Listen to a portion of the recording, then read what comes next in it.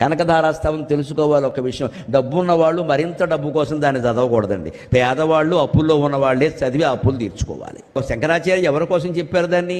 ఓ ఇల్లాలి ఇంటికి భిక్షాటనకి వెడితే ఏమీ లేక మాగిపోయిన ఉసిరికాయలు ఉంటే ఉసిరికాయలు పట్టుకొచ్చి ఆయన దోసిట్లో వేస్తే, అయ్యో ఈవిడికి ఉసిరికాయలు ఉంటే ఉసిరికాయలు ఇచ్చింది, అన్నం ఉంటే అన్నం పెట్టేది కదా, డబ్బు ఉంటే డబ్బు ఇచ్చేది కదా, ఇటువంటి వాళ్ళకి డబ్బు ఇవ్వకుండా లక్ష్మీదేవి పశుబుద్ధుల దగ్గర ఎందుకు చేరుతోంది అనేది బాధ వచ్చి, ఆ బాధ కోపంగా మారి, కోపం ఆవేదనగా మారి అది కనకధారాస్తవంగా రూపొందిందమ్మా. మామూలు స్తోత్రం కాదది.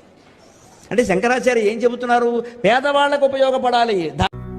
వందే వందారు మందార ఇల్దిరానంద కందలం అమందానంద సందోహం బంధురం సింధురాననం